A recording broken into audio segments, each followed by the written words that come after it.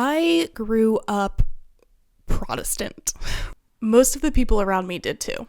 Going to church involved hymns, personal prayer, and stories read directly from the Bible, in a wood-paneled room with a very simple cross at the front. The first time I attended a Catholic Mass, I found myself overcome by this feeling of uneasiness. It was familiar, but not quite. Was I supposed to kneel? Take communion? Why are they speaking Latin? Who are all these saints? I very nearly belonged, but not quite. The sanctuary was large and ornate, not the small room I was used to. This was a culture slightly left of my own. My young mind found it uncomfortable and almost scary.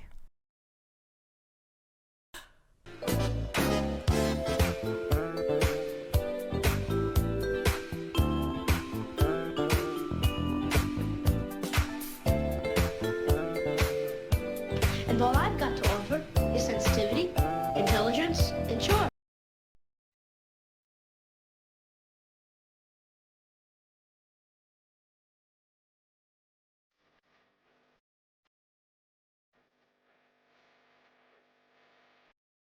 Folk horror is a subgenre of horror that uses tradition and, well, folklore as the source of fear, usually involving some sort of cult, outside culture, or mythology.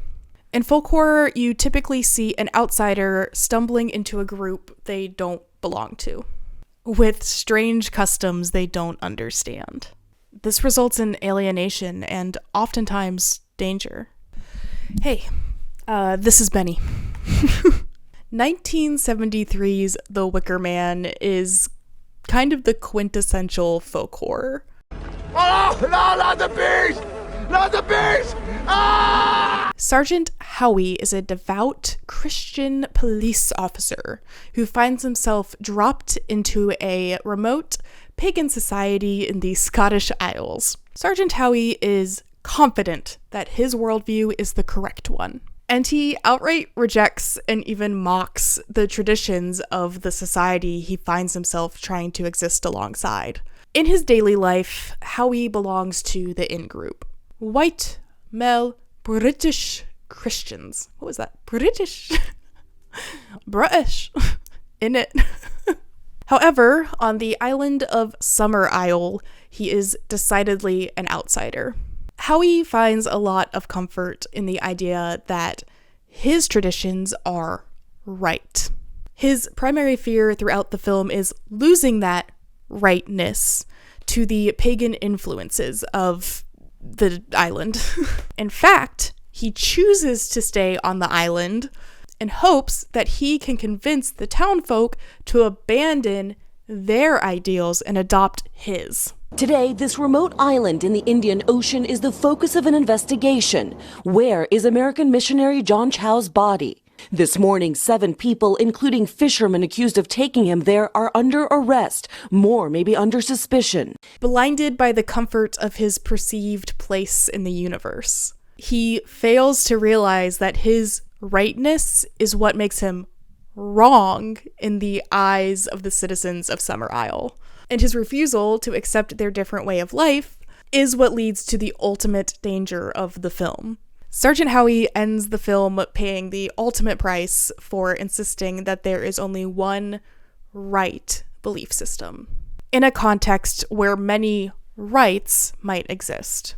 The Wicker Man has had such a lasting impact because it questions what it means to be righteous and whether there is one right way of life. A lot of this is subtext. The pagans do kill the guy. But it's there. It's there. Last November, I visited Japan for the first time. This was my very first time visiting an Asian country where my culture and my ethnicity was not the norm. I want to be clear up top, I was nothing but welcomed. Everyone I met was kind and helpful. But there was still always this twang of anxiety. walking into a restaurant and not knowing if this was somewhere where you took your shoes off or not.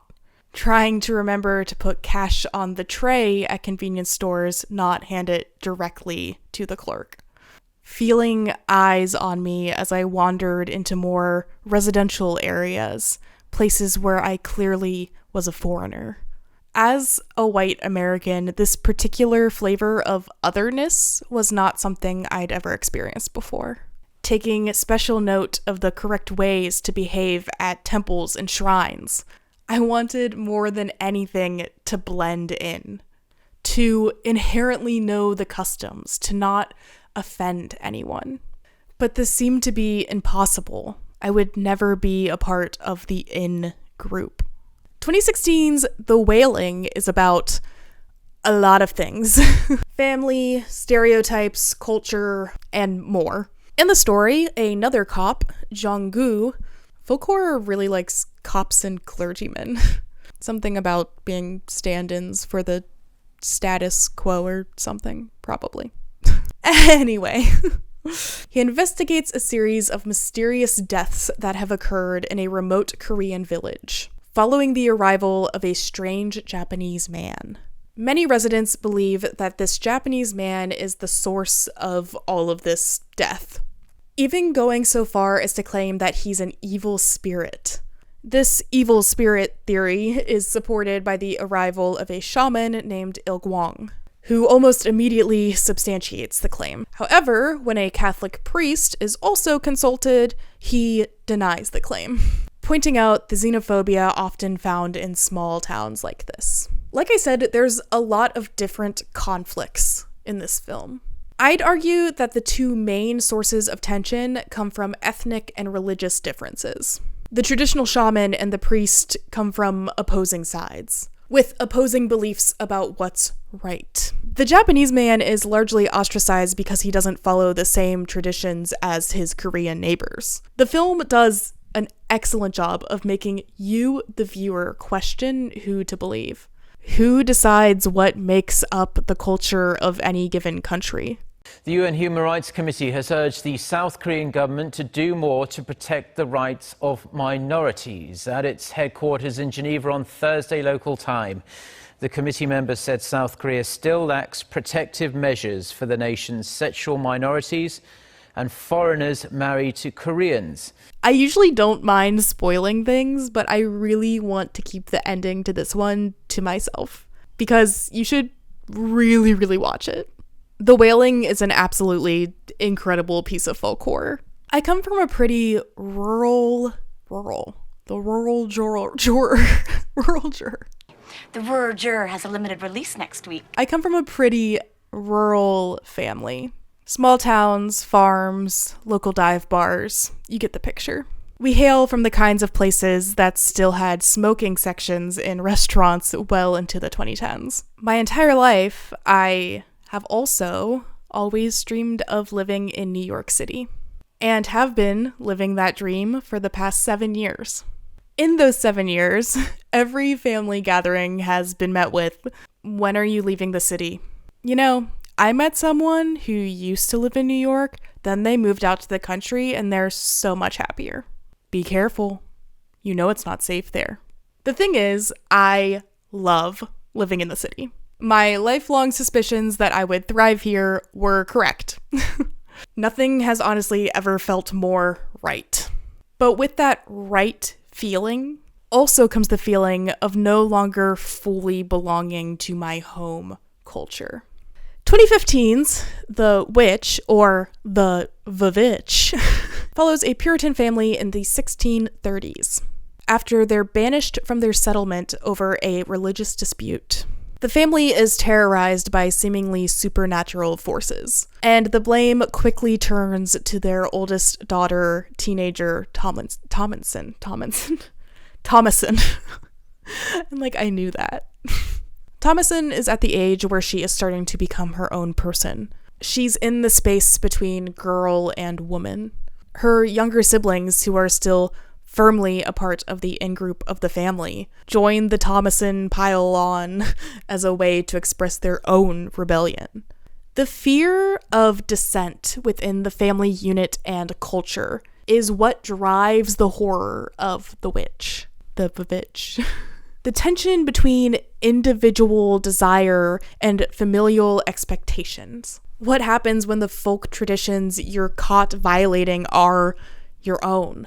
Beginning in the early 1900s, psychologists started promoting the false idea that sexual orientation was changeable and that people could get rid of their homosexuality or gender identity through what's come to be known as conversion therapy. Conversion therapy involves some pretty brutal stuff. Some therapists use electric shocks or showed their patients same-sex porn and then gave them medication to make them violently nauseous. The therapy has since been completely discredited by the U.S. Surgeon General, by the American Psychological Association, and others. But here's something surprising. Conversion therapy still happens across the country and all the time. There's a really real fear there of being accused, of being othered by your own society, of being the witch. The witch. There's also a great example of this in the Italian film, Don't Torture a Duckling. But that's not really folk horror, so I'm not going to talk about it. It's a great movie, though. Check it out. Faith and belief is core to the human experience. The stability of traditions, ritual, etc. Encountering something that challenges that stability can be horrifying, calling into question your very identity. This tug of war between what you've always known and what you've now learned. This is a fear realized by many people as they grow into adulthood and leave their homes to interact with the rest of the world. The last film I want to talk about is a little bit more obscure than the previous three. The 1970 Polish film Loki's, a manuscript of Professor Wittenbach. It doesn't follow a cult per se, but taps directly into the fear of being wrong. Professor Wittenbach is a pastor, again with the priests. Well, not priests, pastor. He actually makes a point of that at the beginning of the film. And folklorist traveling to Lithuania to do research on the local folk customs. He's invited to stay at the home of the local count, whose name is very Eastern European, so I'm not even going to try. I think it would be less offensive to everyone. As the film unravels, the Count starts exhibiting more and more eccentric behavior, and Wittenbach becomes aware of a local legend claiming that his host is actually half bear. Loki's is the word for bear in Lithuanian. They make a point of that as well. Anyway, all the townsfolk think that the Count is half bear, the result of a violent assault. Sorry, my nose is red. It's itchy. Fall allergies. The Count becomes obsessed with retaining his humanity. Whether in reality or in the eyes of the villagers is kind of for you to decide. In a last-ditch effort, he decides to marry this woman who's been, so horned up for him for years. These affections from this woman have been mostly ignored by the Count until they become important to retaining his human image. Professor Wittenbach, like Sergeant Howie in The Wicker Man, is a devout Christian and a skeptic towards any belief system he does not ascribe to. Unlike Sergeant Howie, as the film progresses, Wittenbach actually starts to crack a little and starts to believe the rumors about the Count. It's worth noting that, at least in my viewing, I think it's fairly obvious that the Count's condition is a stand-in for queerness. The eccentric nobleman who's never expressed interest in a wife suddenly takes one to keep up appearances. The way he seems to flirt with Wittenbach, even acting as a voyeur and watching him through his bedroom window. As a pastor in the 1800s, the professor finds this behavior unsettling and even scary. However, at the end, his viewpoint is much more sympathetic. At the very end of the film, spoilers, by the way, Wittenbach notices the corpse of a bear near the train station. The audience is meant to ask themselves if this corpse is that of the Count. At this point, the professor believes it is. As his train pulls away, he asks God to have mercy on the Count's soul. People tend to focus on the fear of the other when talking about folk horror, but I'm more interested in the fear of being the other. Whether entering a culture different from your own or breaking from the one you grew up with, it's easier than we'd like to admit to suddenly become the ostracized other. This concept is much scarier than the people pointing the finger. The feeling of walking on thin ice, feeling the eyes on you. The eyes that know you don't belong.